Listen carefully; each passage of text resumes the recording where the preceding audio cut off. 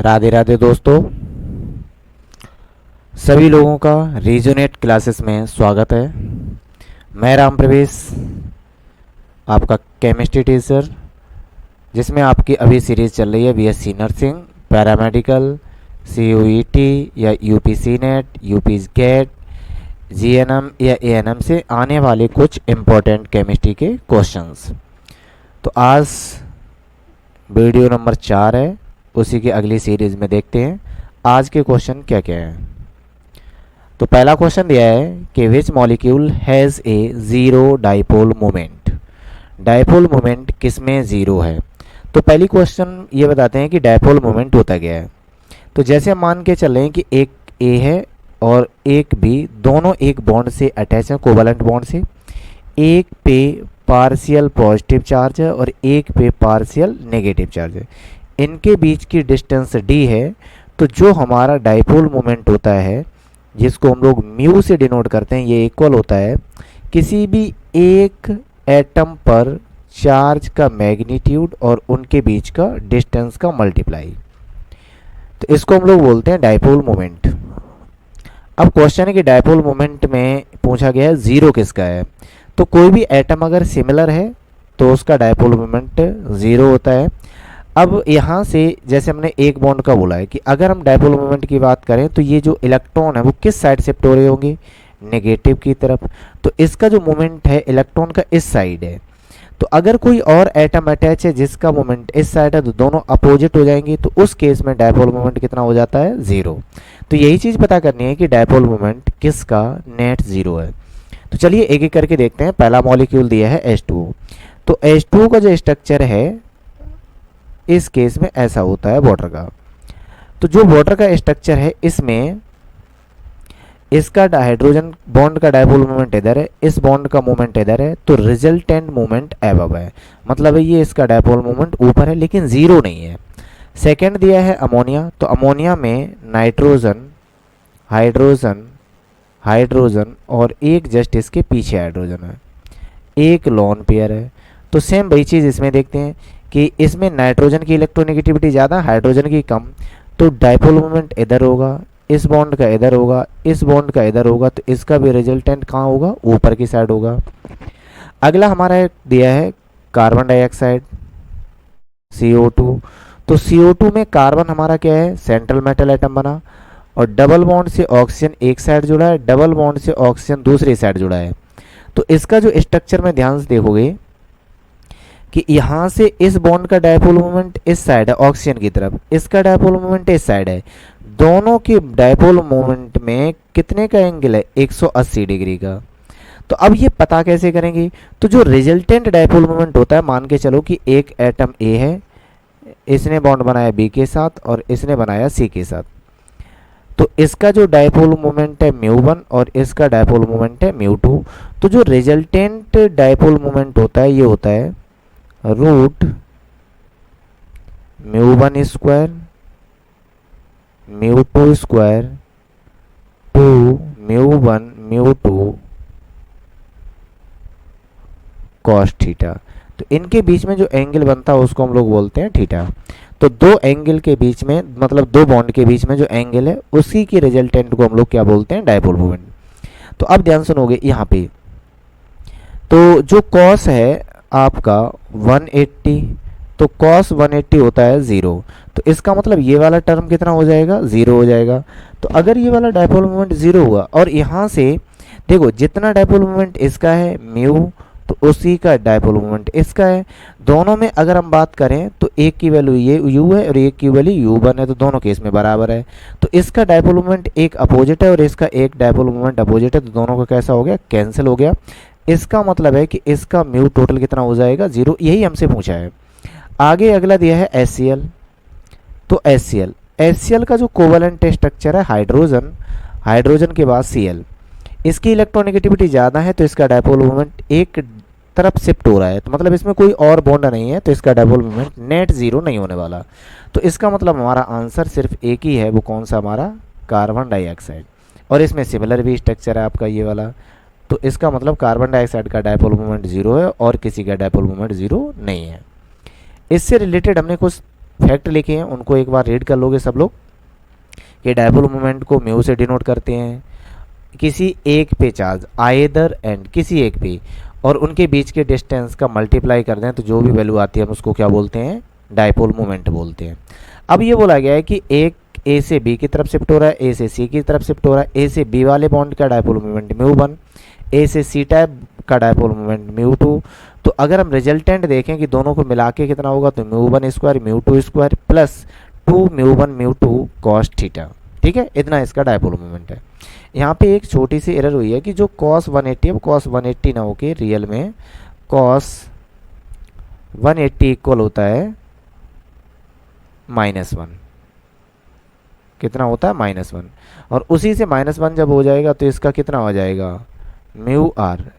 तो ये बन जाएगा mu one square plus mu two square -2 mu one mu two और ये वैल्यू टोटल करोगे तो यहाँ से हमारा रिजल्टेंट कितना आएगा 0 आएगा। बस यही था इसमें बताना था, बस एक ही एरर हो गई थी कि cos 180 इक्वल कितना होता है -1। चलिए ये थ्योरी पढ़ लोगे कि अगर 60 डिग्री है तो रिजल्टेंट ये रहेगा, अगर एंगल 120 बना रहा है तो रिजल्टेंट ये रहेगा और अगर एंगल 180 बना रहा है तो उस केस में फाइनल कितना आएगा mu one minus mu two. और यही चीज़ हमने बताई थी कि अगर दोनों वैल्यू इक्वल हैं तो इक्वल में से इक्वल माइनस करोगे तो कितनी वैल्यू आ जाएगी 0, इसीलिए रिजल्टेंट 0 हो जाता था। ठीक है, चलिए अगला क्वेश्चन देखते हैं। अगला क्वेश्चन दिया है कि number of sigma bonds in ethene. तो एक चीज़ हम लोग पढ़े हैं कि एक तो पढ़े हम लोगों ने एल्केन का मॉलिक्यूलर फार्मूला होता है, मॉलिक्यूलर फार्मूला मतलब जनरल मॉलिक्यूलर फार्मूला बोल रहे हैं CnH2n+2। इसमें सभी कार्बन कार्बन सिंगल बॉन्ड होंगे सभी। अगला हम लोग पढ़ते हैं एल्कीन, तो जहाँ पे एन आए तो एन का मतलब सिंगल बॉन्ड, एन का मतलब क्या है सिंगल बॉन्ड और इन का जो जनरल फार्मूला होता है CnH2n। इसको इसमें मतलब होता है कार्बन कार्बन डबल बॉन्ड। क्या होता है कार्बन कार्बन डबल बॉन्ड। उसके बाद दिया है एल्काइन बाई एन। तो इसका जनरल फार्मूला होता है CnH2n-2। तो इसमें होता है कार्बन कार्बन ट्रिपल बॉन्ड, तो ये होता है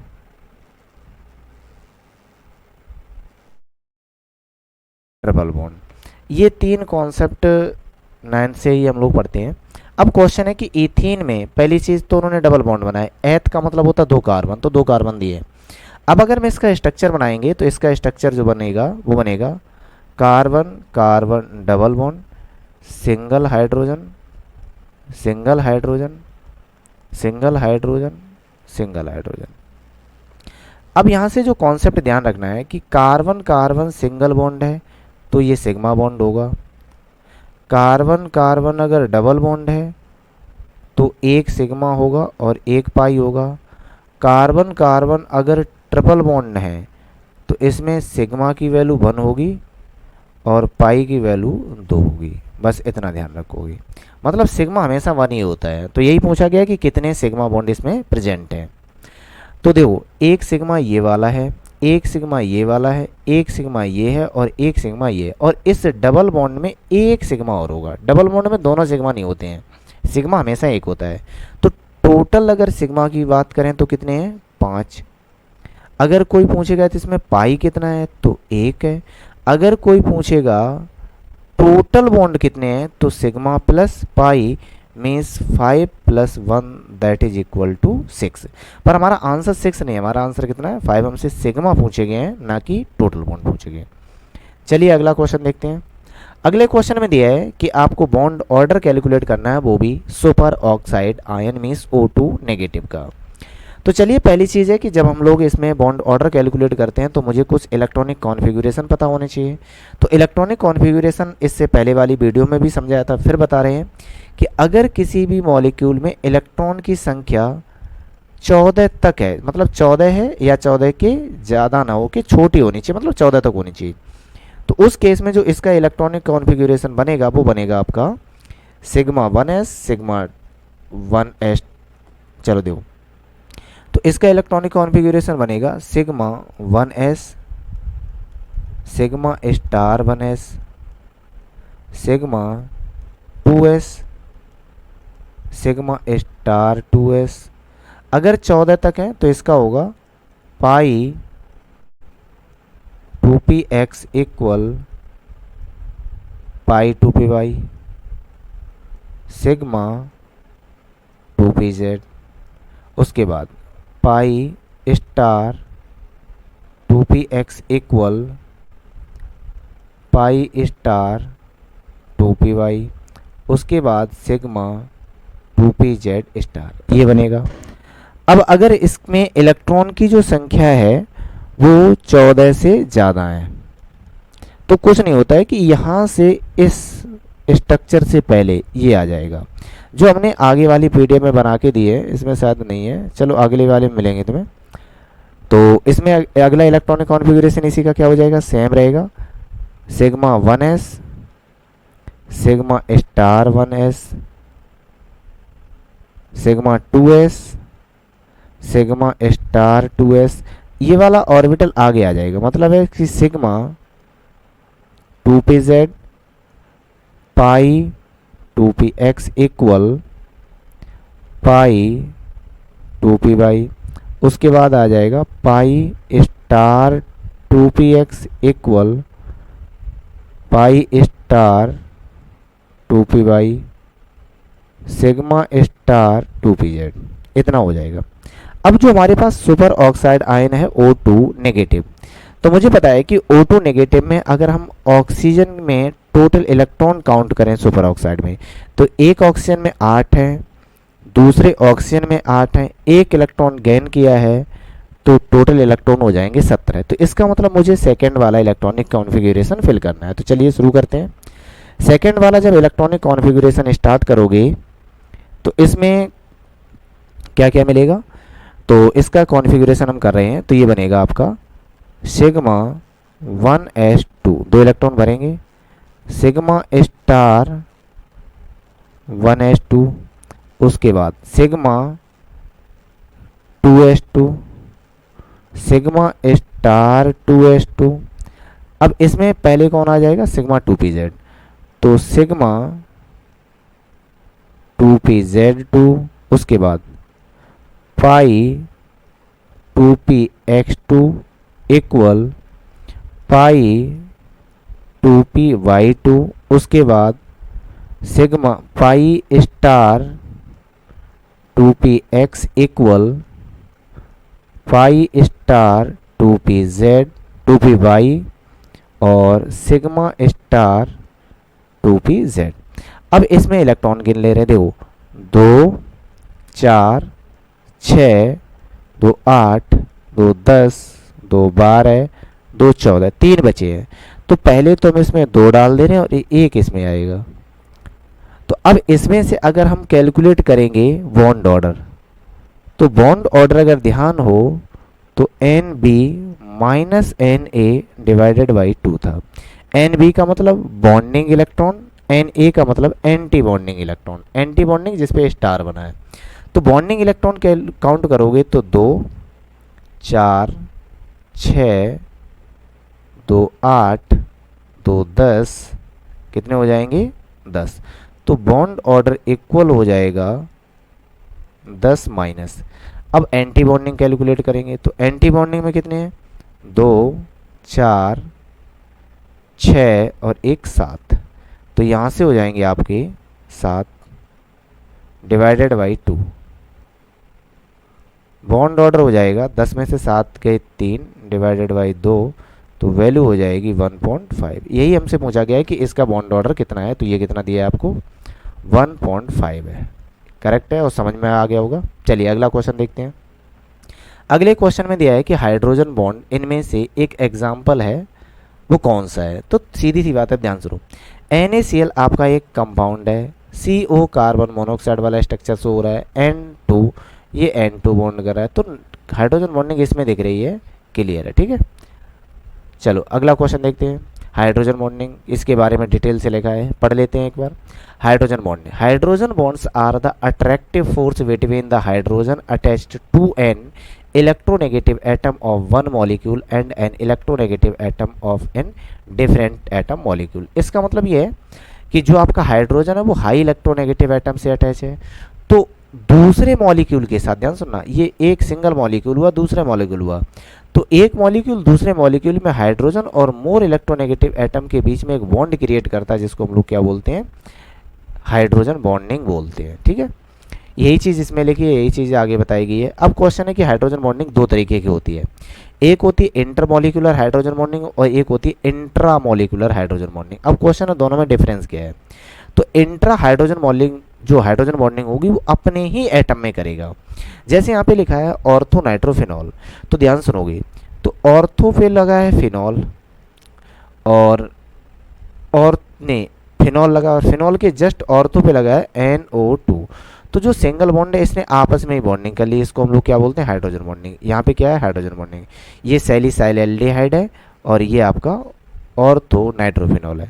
अब क्वेश्चन है कि इंटरमॉलिक्यूलर क्या होता है। इंटरमॉलिक्यूलर होता है एक मॉलिक्यूल दूसरे मॉलिक्यूल से हाइड्रोजन बॉन्डिंग करेगा, तो एक मॉलिक्यूल ने दूसरे मॉलिक्यूल के साथ अगर बॉन्डिंग की तो इंटर है, अगर अपने आप से ही कर ली तो इंट्रामॉलिक्यूलर हाइड्रोजन बॉन्डिंग है। चलिए अगला देखते हैं। अगले में पूछा गया है कि the hybridization of carbon in ethyne कितना है, इथाइन में कितना कार्बन में हाइड्रोजन बॉन्डिंग है, हाइब्रिडाइजेशन पूछा है। ठीक है, तो चलो हाइब्रिडाइजेशन जब कैलकुलेट करोगे तो एक बात ध्यान रखना कि ये बात कैलकुलेट करनी है नंबर ऑफ सिग्मा बॉन्ड पे। तो अगर हमारे पास नंबर ऑफ सिग्मा बॉन्ड 4 है तो हाइब्रिडाइजेशन होगी sp3 और इसकी जो ज्योमेट्री होगी वो बनेगी टेट्राहेड्रल। अगर हमारे पास 3 है तो हाइब्रिडाइजेशन होगा sp2 और इसकी जो ज्योमेट्री बन के आएगी वो बनेगी आपकी ट्राइगोनल प्लेनर। और अगर 2 हैं सिग्मा बॉन्ड तो हाइब्रिडाइजेशन होगा sp जिसकी ज्योमेट्री होगी लीनियर। ठीक है, यही चीज़ केवल काउंट करनी है। तो चलो हम लोग बना रहे हैं इथाइन। इथाइन का मतलब बाइएनी और बाइएनी का मतलब ट्रिपल बॉन्ड है।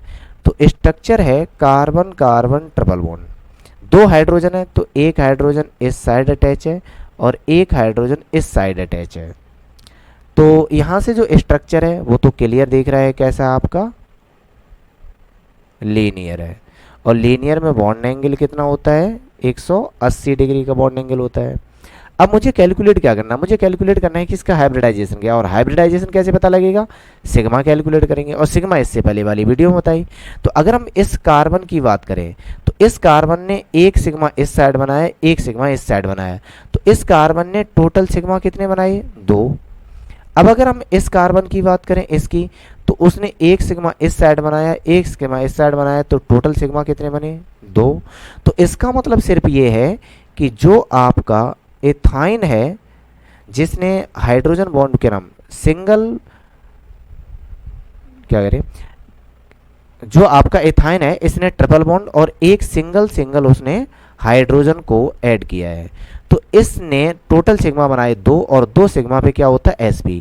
तो इसका मतलब इस कार्बन का जो हाइब्रिडाइजेशन है ये भी sp है और ये भी sp है। तो यही हमसे पूछा है कि जो कार्बन है उसका हाइब्रिडाइजेशन क्या है, तो उसका हाइब्रिडाइजेशन क्या आपका sp है, हाइब्रिडाइजेशन। चलिए अगला क्वेश्चन देखते हैं। यही चीज़ सब इसमें बताई है कि हाइब्रिडाइजेशन में क्या है, सिंपल सा, the mixing of atomic orbital to form a new hybrid orbital which are involved in bonding. अब इस टायर के नंबर के अकॉर्डिंग देख लो, सेम भी लिखा है, the sum of number of sigma bonds and the lone pair around the atoms. तो आपने कितने सिग्मा बॉन्ड बनाए हैं प्लस कितने लॉन पेयर प्रेजेंट है, इससे क्या पता लगता है, आपका हाइब्रिडाइजेशन पता लगता है। ठीक है, ओके। चलिए अगला क्वेश्चन देखते हैं। अगले क्वेश्चन में लिखा है कि which molecule has a square planar shape.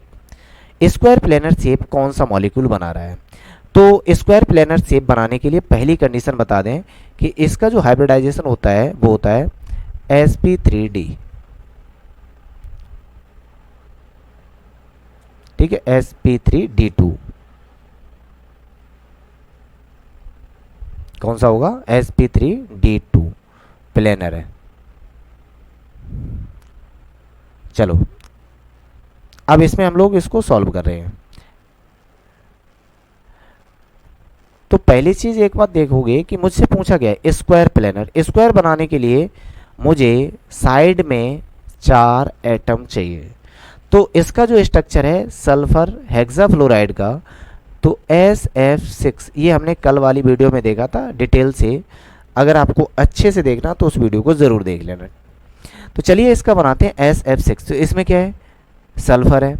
Sulphur ने एक बॉन्ड बनाया फ्लोरीन के साथ, दूसरा बॉन्ड बनाया फ्लोरीन के साथ, तीसरा फ्लोरीन के साथ और चौथा फ्लोरीन के साथ। तो अब अगर हम इसको डॉट डॉट स्ट्रक्चर से ज्वाइन करा दें तो ये एक प्लेन बनाएगा। और प्लेन कैसा है ये आपका, स्क्वायर प्लेन है। और उस स्क्वायर प्लेन पे एक बॉन्ड बनेगा ऊपर की साइड और एक बॉन्ड बनेगा नीचे की साइड। तो जो ये स्ट्रक्चर बनेगा इसको बोलते हैं ऑक्टाहेड्रल। उसको क्या बोलते हैं, ऑक्टाहेड्रल। अब अगर बात करते हैं PCl5 की, तो PCl5 में सेम वही चीज़ है कि इसमें क्या होगा, 5 लिगेंड वो दिए हैं आपके Cl। तो 5 में क्या करेगा, यहाँ तो है फास्फोरस, एक Cl, दूसरा Cl, तीसरा Cl। ये आपका एक प्लेन बनाएंगे। तो जो प्लेन बन के तैयार होगा वो बनेगा ट्राइगोनल। प्लेन कैसा बनेगा, ट्राइगोनल। और इस प्लेन पे एक क्लोरीन यहाँ लगा है और एक क्लोरीन जस्ट नीचे लगा है। तो इसको पढ़ेंगे ट्राइगोनल बाई पिरामिडल।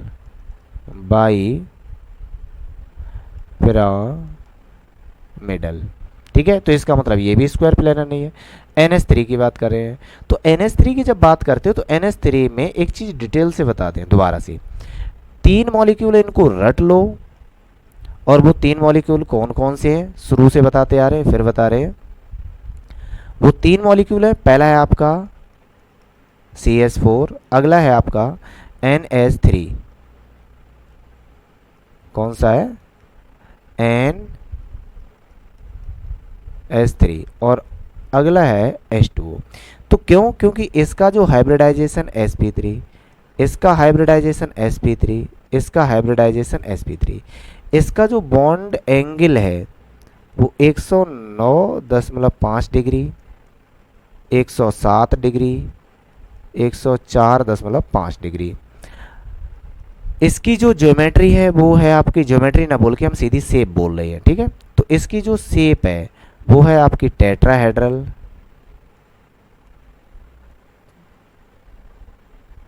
इसकी है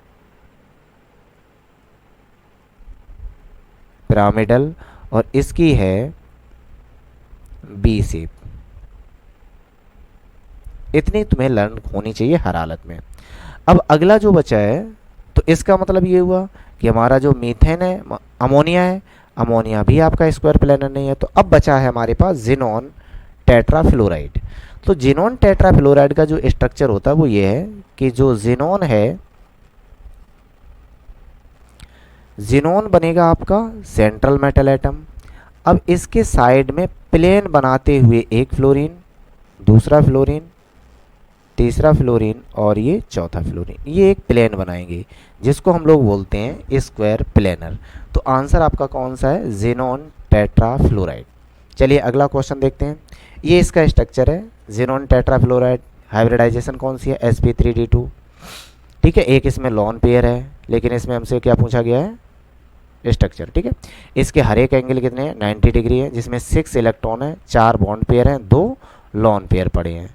ठीक है, चलिए स्क्वायर प्लेनर है, lone pair occupy axial position, मतलब जो लॉन पेयर है वो आपके एक्सियल पोजीशन में होंगे। एक्सियल का मतलब है प्लेन के एक ऊपर होगा और एक प्लेन के नीचे होगा। चलिए अगला क्वेश्चन। अगला क्वेश्चन दिया है कि strongest covalent bond is form by the overlapping of. तो अगर ओवरलैपिंग होगी तो स्ट्रॉन्ग कोवलेंट कब बनेगा। तो जो इसका एक सही आंसर है वो ये दिया है सी वाला। वो कौन सा है, PP orbitals head on overlapping. तो एक एक करके देखते हैं, एक एक करके। तो हमने चारों इसके स्ट्रक्चर बनाए हैं, तो देख ले रहे हैं। देखो, अगर एक s का ऑर्बिटल दूसरे s ऑर्बिटल के साथ कंबाइन करेगा तो उनकी जो ओवरलैपिंग है वो इसको डिनोट कर रही है। वहाँ पे अगर एक s का और एक p का ओवरलैपिंग करेगा तो उसकी ओवरलैपिंग का जो एरिया वो ये आया है। लेकिन जब p और p ओवरलैपिंग करेंगे तो उनका एरिया ये है और एस एस ओवरलैपिंग करेंगे तो उनका एरिया ये है, ये साइड डबल हो गए, कोई दिक्कत नहीं। तो यहाँ से अब ये साइड वाइज आएगा, तो यहाँ से जो पी पी ऑर्बिटल ओवरलैपिंग करते हैं तो इनकी जो डेंसिटी है ये मैक्सिमम होती है as compared to the S और एस पी से। तो इसीलिए बोला जाता है कि जो एस एस है उसकी स्ट्रेंथ ज़्यादा होगी, उनका बॉन्ड स्ट्रॉन्ग बनेगा as compared to the other. तो इसीलिए बोल रहे हैं कि यहाँ पे पी ऑर्बिटल की ओवरलैपिंग ज़्यादा है। अब क्वेश्चन दिया है कि पी ऑर्बिटल की साइड वाइज ओवरलैपिंग कैसी होती है।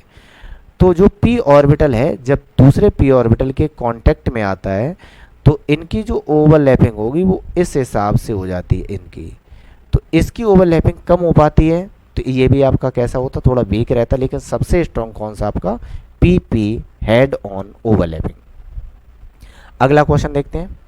अगला क्वेश्चन दिया है कि मुझे बॉन्ड ऑर्डर कैलकुलेट करना, वो भी किसका करना है, कार्बन मोनोऑक्साइड का करना है बॉन्ड ऑर्डर। चलिए देखते हैं, बहुत ही सिंपल सा है। तो पहले तो ये पता करेंगे कि कार्बन मोनोऑक्साइड में टोटल इलेक्ट्रॉन कितने हैं। तो जब टोटल इलेक्ट्रॉन कैलकुलेट करोगे तो कार्बन में तो टोटल इलेक्ट्रॉन है 6, ऑक्सीजन में टोटल इलेक्ट्रॉन होते हैं 8, तो इसके टोटल इलेक्ट्रॉन कितने हैं 14। कितने हैं आपके 14। तो यही चीज़ हम लोग पढ़ के आए हैं कि अगर हमारे पास टोटल इलेक्ट्रॉन की संख्या जो है वो अप टू 14 अगर है तो इस कॉन्फ़िगरेशन को फॉलो करेंगे, और अगर इलेक्ट्रॉन की संख्या 14 से ज़्यादा है तो इस कॉन्फ़िगरेशन को हम लोग फॉलो करेंगे। ठीक है, तो इसी चीज़ को डिटेल से देखते हैं और एक एक करके शुरू करते हैं। चलो देखो, तो यहाँ से पहला यही देखना है कि हमारे पास 14 इलेक्ट्रॉन है तो अप टू 14 तक चलेंगे, मतलब है कि हम पहले वाले को फॉलो करेंगे। तो हम अलग नहीं बना रहे, इसी में कॉन्फ़िगरेशन शुरू कर रहे हैं, ध्यान सुनो। तो 1s2 2s2 sigma 2s2 sigma star 2s2, उसके देखो टोटल इलेक्ट्रॉन हो गए हमारे 8, अब बचे कितने 6। तो पाई 2px पाई 2py, बचे 6 थे, उसमें 2 और फिनिश 4, बचे कितने 2, तो 2 इसमें चले जाएंगे 2pz2। तो ये हुआ sigma 1s2 sigma star 1s2 sigma 2s2 sigma star 2s2 पाई 2px पाई 2py सिग्मा 2pz। अब क्वेश्चन ये है कि मुझे कैलकुलेट करना है बॉन्ड ऑर्डर। तो बॉन्ड ऑर्डर हमने बताया था number of electron in bonding orbital minus number of electron in anti bonding divided by 2।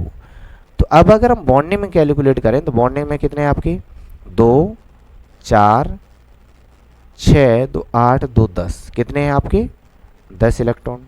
अब टोटल इलेक्ट्रॉन 14 हैं तो सीधी सी बात है एंटी बॉन्डिंग में अब बचे होंगे 6 डिवाइडेड बाई 2, वैल्यू कितनी रहेगी 3। तो यही हमसे पूछा है कि जो बॉन्ड ऑर्डर है वो कितना होना चाहिए, मतलब कितना कैलकुलेट होके आएगा 3। तो कार्बन मोनोऑक्साइड का बॉन्ड ऑर्डर कितना है आपका 3 है। ठीक है, ये पूछा था केवल। चलो अगला, तो ये सब बॉन्ड ऑर्डर कैलकुलेट करने की डिटेल है। कुछ जानकारी है कि बॉन्ड ऑर्डर कभी भी नेगेटिव नहीं होता, हमेशा कैसा रहता है आपका पॉजिटिव ही रहेगा। अगर 0 आ गया तो इसका मतलब है कि वो कंपाउंड एग्जिस्ट ही नहीं कर रहा है। चलिए अब सेम वही चीज़ फॉलो कर रहे हैं, तो इसको ज़्यादा डिटेल से न पढ़ के हम सीधा उस पे आ रहे हैं एनओ पे। तो एनओ में टोटल इलेक्ट्रॉन कितने हैं, तो एक नाइट्रोजन का एटॉमिक नंबर 7 होता है, तो इसका मतलब इसके पास नंबर ऑफ इलेक्ट्रॉन कितने होंगे 7। ऑक्सीजन का एटॉमिक नंबर 8 होता है, तो इसके पास एटॉमिक इलेक्ट्रॉन कितने होंगे 8। टोटल हमारे पास इलेक्ट्रॉन कितने हुए हैं 15। अब हमने पढ़ा है कि जो सेकेंड वाला हमारा कॉन्फ़िगरेशन है इसमें इलेक्ट्रॉन 14 से ज़्यादा होने चाहिए और हमारे पास 15 हैं, तो इसका मतलब सेकंड वाला कॉन्फ़िगरेशन फॉलो होगा। तो चलिए एक एक करके इसको पढ़ रहे हैं। तो sigma 1s2 sigma star 1s2 sigma 2s2 sigma star 2s2, तो यहाँ से लेके यहाँ तक कितने हुए 4, यहाँ से लेके यहाँ तक कितने हुए 4, मतलब है कि 8 इलेक्ट्रॉन फिनिश, बचे कितने 7। 2 7 में से अब बचे 5, तो 2 इसको दे दो 2 इसको दे दो, बचा कितना 1, तो 1 इसमें रहेगा। तो अगर हम बॉन्ड ऑर्डर कैलकुलेट करेंगे तो सेम वही चीज़, number of electron in bonding orbital number of electron in anti bonding electron divided by 2। तो बॉन्डिंग में कितने हैं, तो चलिए इसको देखते हैं। तो इसमें है 2 4 6 8 2 10, टोटल कितने हैं 10। अब टोटल 15 थे जिसमें से 10 तो बॉन्डिंग में चले गए, तो सीधी सी बात है 5 एंटी बॉन्डिंग में जाएंगे डिवाइडेड बाई 2। तो जो बॉन्ड ऑर्डर आएगा वो आपका कितना रहेगा 2.5 ये क्वेश्चन इसका था। कितना है? 2.5 आंसर है इसका। उम्मीद करते हैं ये समझ में आएगा, क्योंकि क्वेश्चन नंबर 8 और क्वेश्चन नंबर 9 दोनों एक ही है। उसमें कार्बन मोनोऑक्साइड है, यहाँ पे नाइट्रोजन ऑक्साइड है। चलिए अगला देखते हैं। अगला दिया है which of the following has the highest melting point. तो हमेशा ध्यान रखोगे कि जो आपके आयोनिक कंपाउंड है, आयोनिक कंपाउंड, उनका मेल्टिंग पॉइंट ज़्यादा होता है as compared to covalent compound. तो आयनिक कंपाउंड का मेल्टिंग पॉइंट ज़्यादा होगा as compared to covalent compound. फिर हमसे मेल्टिंग पॉइंट पूछा है, तो मेल्टिंग पॉइंट में हम लोगों को पता है, हम किसी भी चीज़ सॉलिड को जब हीट करते हैं तो मेल्ट होती है, और मेल्ट होके किस में कन्वर्ट हो जाएगी? लिक्विड में। तो यही चीज़ पूछी है कि इसका मतलब है कि जिसके बारे में बात करें वो सॉलिड होना चाहिए। तो अब अगर सॉलिड के बारे में सुनोगे ध्यान से, तो HCl आपका लिक्विड है, CCl4 कार्बन टेट्राक्लोराइड एक लिक्विड सॉल्वेंट है जो आपका ऑर्गेनिक होता है, ये भी लिक्विड। H2O आपका लिक्विड है। अगर हम इसको थोड़ी देर के लिए आइस में भी सोच लें, तो यहाँ से हमारे पास एक ही बचा है NaCl, जिसका जो आयनिक कंपाउंड है इसका हमारा मेल्टिंग पॉइंट सबसे हाई होगा। चलिए अगला क्वेश्चन देखते हैं। इसी में दिया है हार्ड वाटर, वाटर के बारे में कुछ जानकारी है। तो हार्ड वाटर का मतलब क्या होता है, पूछिए देखो कि किसी भी वाटर में अगर कैल्शियम के आयन और मैग्नीशियम के आयन प्रेजेंट हैं तो उसको क्या बोलेंगे? हार्ड वाटर बोलेंगे। इसका सोर्स क्या होता है? इसका सोर्सेस होते हैं लाइमस्टोन, चाक, जिप्सम, इतने होते हैं। कॉमन ये कहाँ से मिलता है? ग्राउंड वाटर होता है या फिर कुएं का पानी होता है। अब यहाँ पे हार्डनेस दो तरीके की होती है, एक होती है टेम्परेरी और एक होती है परमानेंट। तो इसमें केवल ध्यान ही देना है कि हम लोग पढ़ रहे हैं कि कैल्शियम के आयन और मैग्नीशियम के आयन होने चाहिए। तो कैल्शियम और मैग्नीशियम के आयन हैं, ये कैटायन है, तो इनके पास जो एनायन है वो अगर बाइकार्बोनेट है तो ये टेम्परेरी है, और अगर क्लोरीन और सल्फेट के अगर कैल्शियम और मैग्नीशियम कार्बोनेट है तो वो आपका परमानेंट हार्डनेस होगी। टेम्परेरी है तो इसको ध्यान से सुनोगे, किससे हम लोग हटा सकते हैं? बॉयल करने से हटा सकते हैं। लेकिन अगर परमानेंट है तो इसको हम बॉयल करने से नहीं हटा सकते हैं। ये हमारा हार्डनेस ऑफ वाटर के बारे में था। वही चीज़ है सॉफ्ट टू, मतलब उसको कैसे हम सॉफ्ट बनाते हैं, क्या क्या प्रॉपर्टी होती हैं, रिवर्स ऑस्मोसिस प्रोसेस। एक बार आप सब लोग इसको रीड कर लोगे वीडियो को पॉज करके। चलो अगला क्वेश्चन देखते हैं। अगले में दिया है कि जो आपका वाटर मॉलिक्यूल है उसमें ऑक्सीजन की हाइब्रिडाइजेशन क्या है। तो अगर इससे पहले थोड़ा वीडियो ध्यान हो तो हमने 3 बताए थे, CH4, NH3 और H2O। इन तीनों की हाइब्रिडाइजेशन sp3 होती है, और वो भी किसकी? Central atom. तो जो भी सेंट्रल एटम बनेगा उसकी हाइब्रिडाइजेशन हम बात कर रहे हैं। तो सीधी सी बात है, H2O में सेंट्रल वो एटम कौन सा? ऑक्सीजन। तो हाइब्रिडाइजेशन कौन सी होगी? sp3। इसका स्ट्रक्चर क्या होता है? एक वाटर मॉलिक्यूल में ऑक्सीजन से 2 हाइड्रोजन अटैच होते हैं। इसका डायपोल मोमेंट इस साइड है, इसका डायपोल मोमेंट इस साइड है, तो रिजल्टेंट डायपोल मोमेंट ऊपर की तरफ होगा। तो ये ठीक है, इसका डायपोल मोमेंट है, मतलब है कि डायपोल मोमेंट जीरो नहीं है पर कुछ भी है। अगला कॉन्सेप्ट ये है कि जो वाटर मॉलिक्यूल है उसके बीच में टोटल एंगल होता है 104.5 डिग्री। ये इसके कुछ एक्स्ट्रा नॉलेज है। तो ये तो हमने बताया, इसका बॉन्ड एंगल कितना दिया है आपका? 104.5 डिग्री। यहाँ से dipole moment does not equal to 0, मतलब ये 0 भी नहीं होता है। तो इतनी तो इसकी जानकारी थी। चलिए अगला क्वेश्चन देखते हैं। अगले क्वेश्चन में दिया है कि बेंजीन के अंदर टोटल पाई बॉन्ड कितने होते हैं। तो इससे पहले अगर कुछ तुम्हें ध्यान हो तो हमने एक कॉन्सेप्ट बताया था कि कार्बन कार्बन अगर सिंगल बॉन्ड है, या फिर सीधा मान के चलो सिंगल बॉन्ड है, तो उसमें सिग्मा एक ही होगा। अगर कहीं कहीं डबल बॉन्ड है तो वहाँ सिग्मा एक होगा लेकिन पाई एक होगा। अगर कहीं कहीं ट्रिपल बॉन्ड आ जाए तो इसका मतलब ये हुआ कि सिग्मा तो अभी भी एक है लेकिन पाई बॉन्ड कितने होंगे? 2 हो जाएंगे।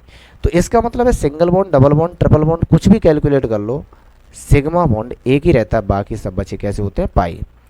तो यही चीज़ बतानी है कि बेंजीन में टोटल सिग्मा बॉन्ड कितने हैं। चलो पाई भी बॉन्ड कैलकुलेट करेंगे। तो सिग्मा है 1 2 3 4 5 6 7 8 9 10 11। तो इसका मतलब ये हुआ कि इसमें जो सिग्मा बॉन्ड है वो कितने हैं आपके 11 हैं। पाई कितने हैं, तो पाई सबको पता है, डबल बॉन्ड में एक पाई, दूसरा पाई और ये तीसरा पाई। तो इसमें जो पाई बॉन्ड है वो कितने हैं आपके टोटल है, और यही हमसे पूछा था पाई बॉन्ड कितने हैं। तो पाई बॉन्ड टोटल कितने हैं हमारे पास 3 है। तो अगर कोई पूछता है बेंजीन में टोटल बॉन्ड कितने हैं, तो बेंजीन में टोटल बॉन्ड, तो टोटल बॉन्ड में 11 तो हमारे पास है सिग्मा और 3 है हमारे पास पाई। तो इसका मतलब टोटल बॉन्ड कितने हमारे पास 14 बनेंगे। कैलकुलेट काउंट कर लो, 1 2 3 4 5 6 7 8 9 और 9 नहीं कुछ गड़बड़ हुआ देख रहे हैं, 1 2 3, तो 1 2, चलो इसको एक बार हटा रहे हैं, दोबारा काउंट करें, 1 2 3 4 5 6 7 8 9 10 11 12। टोटल सिग्मा कितने हैं 12 है, और टोटल पाई कितने हैं 3। तो टोटल हमारे पास कितने हो जाएंगे आपके 15 कितने बॉन्ड हैं हमारे पास 15। तो टोटल बॉन्ड काउंट करोगे तो 15 है, सिग्मा काउंट करोगे 12 है, पाई काउंट करोगे 3 है। अगला कॉन्सेप्ट ये है कि जो भी बेंजीन का स्ट्रक्चर होता है, बेंजीन आपका एरोमेटिक है, एरोमेटिक में जो बॉन्ड एंगल है ये आपका 120 डिग्री होता है इसमें, बस इतना ध्यान रखोगे, ठीक है। चलिए अगला क्वेश्चन देखते हैं। अगले क्वेश्चन में दिया है कि निम्नलिखित में से कौन सा पराचुंबकीय मतलब विच of the following is paramagnetic. तो अगर हम पैरामैग्नेटिक की बात करें और डायामैग्नेटिक की बात करें तो यहाँ से देखो, material attracted by a magnetic field, जिसमें मैग्नेटिक फील्ड हो वो पैरामैग्नेटिक और जो रिपेल हो वो डायामैग्नेटिक। अब यहाँ से मेन कॉन्सेप्ट है, इसमें कैसे पता करोगे, तो बात होती है अनपेयर्ड इलेक्ट्रॉन, अनपेयर्ड है तो पैरामैग्नेटिक और पेयर्ड है तो डायामैग्नेटिक। अब इसको लर्न करने का सबसे अच्छा तरीका, पेयर में कितने होते हैं 2 और डाई का मतलब भी कितना होता है 2। इसको अगर कॉन्सेप्चुअल थोड़ा सोच के चलोगे तो यही चीज़ इसमें है। चलो अब इसमें एक एक करके क्वेश्चन कर ले रहे हैं कि कौन सा हमारा पैरामैग्नेटिक है कौन सा हमारा डायामैग्नेटिक है। तो उसके लिए हमें कॉन्फ़िगरेशन करना पड़ेगा। तो कॉन्फ़िगरेशन में एक एक करके पहले हम क्या कर रहे हैं, इसके पास जो टोटल इलेक्ट्रॉन है वो है 14, इसके पास टोटल इलेक्ट्रॉन 16, इसके पास टोटल इलेक्ट्रॉन 18 और इसके पास टोटल इलेक्ट्रॉन 2।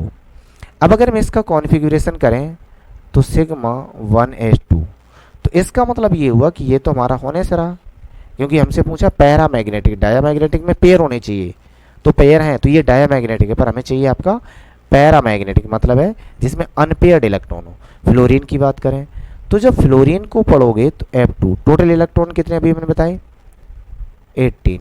कॉन्फ़िगरेशन करोगे तो ये 14 इलेक्ट्रॉन से ज़्यादा वाला कॉन्सेप्ट है, तो sigma 1s2, sigma star 1s2, sigma 2s2, sigma star 2s2, sigma 2pz2, पाई 2px2 equal pi 2py2।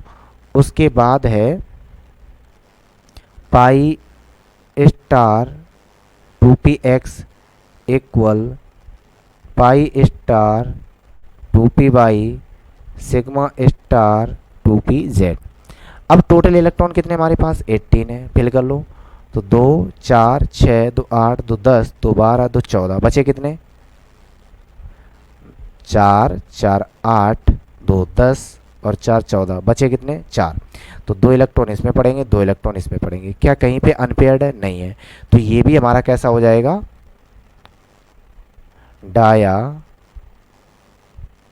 Magnetic, ये भी डायामैग्नेटिक। अब चलो ऑक्सीजन की बात कर ले रहे हैं, तो ऑक्सीजन कैसा है, डायामैग्नेटिक है या फिर पैरामैग्नेटिक है। तो चलिए ऑक्सीजन की बात करें तो ऑक्सीजन के पास टोटल इलेक्ट्रॉन कितने हैं 16, तो ये भी आपका 14 से ज़्यादा वाला कॉन्सेप्ट है। तो sigma 1s2, sigma star 1s2, sigma 2s2, sigma star 2s2, उसके बाद सिग्मा 2pz पाई 2px इक्वल पाई 2p/। तो यहाँ तक टोटल कितने हुए, 4 4 8, तो 10 2 12 2 14। अब यहाँ से हमारे पास 2 इलेक्ट्रॉन बचे। अब 2 इलेक्ट्रॉन बदलो करोगे तो यहाँ से एंटी बॉन्डिंग स्टार हो जा रहा है, pi star 2px equal pi star 2p/। दोनों की एनर्जी बराबर है, तो जब दोनों की एनर्जी बराबर है तो 2 ही इलेक्ट्रॉन है, तो एक इसमें फिल करोगे एक इसमें, तो इसका मतलब है कि इसमें 2 आपके अनपेयर्ड हैं। 2 कैसे हैं, अनपेयर्ड। और जब 2 अनपेयर्ड हैं तो अनपेयर्ड को ही हम लोग बोलते हैं पैरामैग्नेटिक। क्या बोलते हैं, पैरामैग्नेटिक। तो आंसर कौन सा हो जाएगा हमारा, ऑक्सीजन। तो चलो एक बार के लिए नाइट्रोजन को भी करके देख लेते हैं क्या सही है।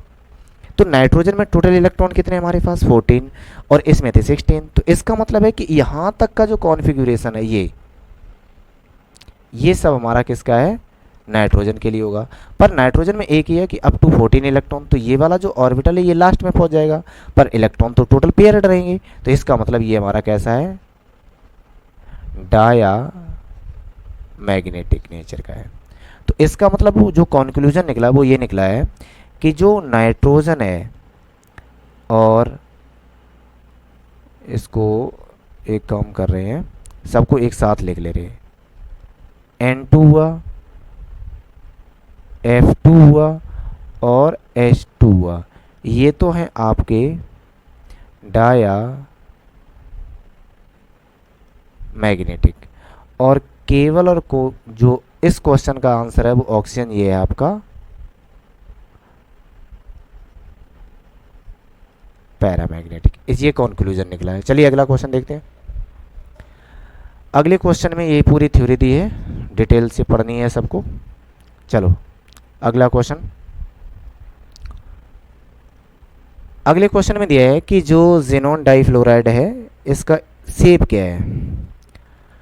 तो अगर हम शेप कैलकुलेट करते हैं तो हम कैलकुलेट करते हैं एन। एन का मीन्स क्या होता है, चलिए इसको एक बार के लिए फिर पढ़ते हैं, ये पिछले वीडियो में पढ़ा था। एन इक्वल होता है number of valence electron of central atom plus number of monovalent atom